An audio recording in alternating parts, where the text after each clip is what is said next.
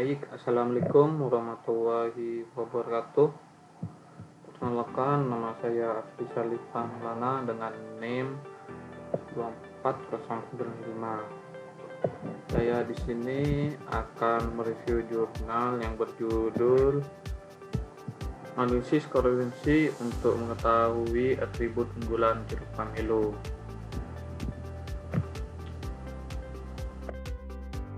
Baik, selanjutnya jeruk pamelo atau yang disebut Citrus maxima itu merupakan salah satu komoditas hortikultura yang strategis di Indonesia dengan yang potensinya itu besar, disebabkan karena ukuran buahnya yang besar, rasa yang khas, serta daya simpannya yang panjang.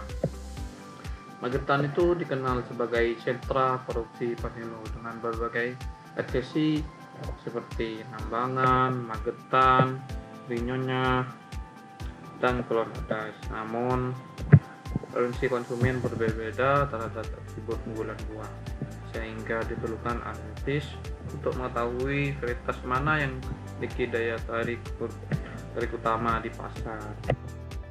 Alasnya menggunakan analisis konvensi itu metode ini efektif untuk mengeksplorasi hubungan antar label kategori. Dalam hal ini, varietas pamelo dan atribut unggulnya itu ada rasa, bentuk buah, warna daging, dan jumlah biji. Ini memvisualisasikan terkaitan dalam bentuk biji sehingga mudah dilihat pola asosiasi antar aksesori pamelo dengan atribut yang sesuai fenomen. Kelebihannya itu mampu menreduksi data tabel konvergensi menjadi dimensi yang lebih sederhana untuk informasi. Metodenya itu menggunakan 130 sampel buah pamelo dari 4 varietas. 4 varietas itu Nambangan, Magetan, Rinyonya, dan Pulau Nadas. Penelitiannya terdiri dari peneliti, pedagang, penyuluh, konsumen, dan pihak swasta. Yang dinilai itu ada 9 atribut unggulan. Luar itu ada kebersihan, bentuk buah, warna kulit, tebal kulit. Untuk penampilan dalam itu ada tebal daging buah, spektur daging buah, dan warna daging buah, jumlah biji hingga rasa daging buah. Datanya itu nanti penulis diubah menjadi kategori suka dan tidak suka, lalu dibuat tabel kontinus antara varietas pamelo dan atribut unggulnya. Hasilnya yang ini, yang tabel 4 ini ada di jurnalnya itu tentang korespondensi table. Yang ini yang saya analisis ini hampir sama. Profil juga yang di jurnal ada, yang ini hampir sama. Yang kolom profil juga ada ini yang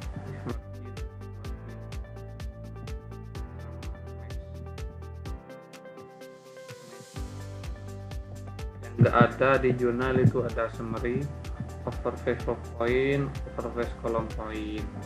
Yang summary si square-nya itu sebesar 26,828, value-nya itu sebesar 0,001.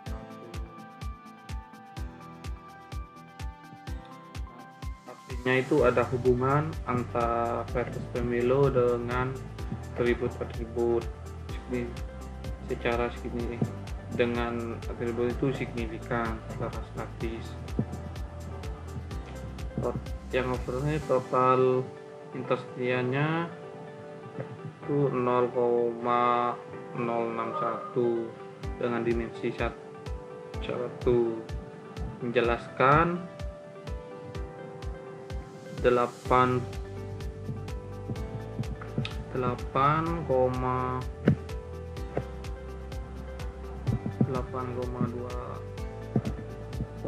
varietas dan dimensi 2 menjelaskan 16%,6, sehingga dua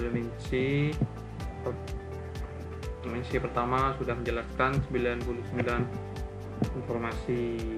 Ini menunjukkan bahwa peta korespondensi yang ditampilkan itu sudah cukup baik untuk mengembangkan hubungan antar variabel.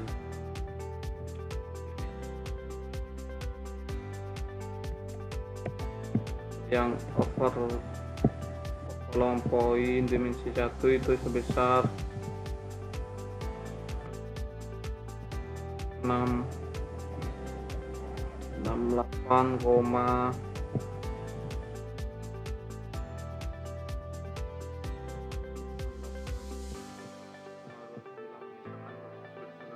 jumlah biji, warna daging, buah, dan kebersihan buah. Itu sebesar 20,05%, membedakan varietas yang unggul pada atribut tebal kulit dan struktur daging buah.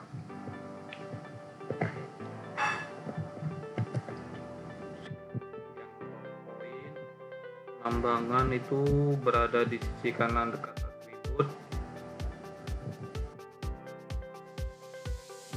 kebersihan, dekat dengan atribut kebersihan buah.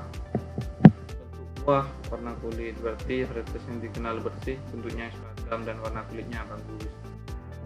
Dan berada jauh ke kanan bawah dekat biji, warna daging buah, yang berarti varietas ini cenderung memiliki biji lebih banyak dengan warna daging yang menonjol. Kalau yang serinyonya dan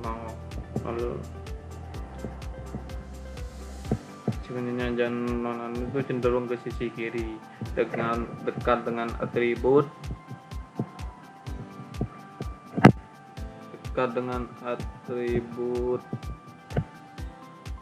ini dengan atribut rasa daging buah dan struktur daging buah, menunjukkan keduanya itu unggul pada aspek rasa dan tekstur, walau mungkin kurang pada jumlah biji atau kebersihannya itu. Kalau yang profil kolom poin itu atribut paling dominan di dimensi 1, jumlah biji dan warna daging itu memiliki kontribusi besar atau interdia tinggi, mereka yang paling membedakan variasinya. Atribut paling dominan di dimensi 2, tekstur daging buahnya itu dan tebal, kulit punya membentuk misalkan seringnya atau non lepas dan lambangan atau magetan, lambangan atau magetan. Kritikal regional, kelebihnya itu atau pada jeruk pamelo yang merupakan kualitas kulturas dari magetan. Metodenya tepat karena menggunakan analisis kondensasi karena bisa memetakan hubungan atribut pemilu dengan fungsi konsumen. Dari petani dan melibatkan penulis dari berbagai latar belakang seperti peneliti, pedagang, konsumen, PPL, juga swasta. Nilai relatifnya itu tinggi. Hasil dapat menjadi acuan bagi petani dan juga pemerintah daerah dalam menentukan varietas pemilu yang layak dikembangkan. Kekurangannya jumlah sampelnya terbatas, hanya 100 buah, sehingga itu generasinya hasil masih lemah. Karena menggunakan data lama, maka ini menggunakan data tahun 2018. Sedangkan pada salah nulis, ini 2020, sehingga kurangnya aktual terhadap tren konsumen terkini. Variabelnya itu terbatas, hanya mengukur atribut fisik dan rasa, tanpa mempertimbangkan aspek harga, daya simpan, distribusi atau kondisi pasarnya. Pembahasannya kurang dalam karena harus menjelaskan secara deskriptif tanpa interpretasi yang lebih luas terhadap strategi pemasaran atau pengembangan varietasnya. Dipelajari dari jurnal itu pentingnya analisis preferensi konsumen dalam mengembangkan produk hortikultura. Analisis kondisi dapat menjadi alat efektif untuk melihat hubungan antar variabel dan dalam artian bisnis. Atribut produknya itu berbeda, dapat melalui pilihan konsumen, sehingga petani itu perlu menyelesaikan varietas dengan target besar. Melalui interdisipliner bahwa penelitian itu hortikultur bisa kolaborasi dengan metode sintetika untuk hasil yang lebih kompetitif. Misalnya itu perluaskan sampel dan penulis agar bisa lebih inovatif dalam bisa digeneralisasikan itu. Gunakan data terkini, gunakan data yang terbaru, bukan data yang 2014, sehingga hasilnya itu lebih sesuai dengan kondisi pasar saat ini. Juga bisa mendapatkan level non-fix seperti harga, ketahanan simpan, dan juga distribusi untuk melengkapi analisisnya itu. Dalam pembahasan mengenai seleksi praktis, misalnya strategi branding pemilu, peluang ekspornya atau inovasi pasar panen. Solusinya itu lebih detail pada analisis kompetensi agar hubungnya itu antar timbul lebih mudah dipahami. Sekian dari saya. Wassalamualaikum warahmatullahi wabarakatuh.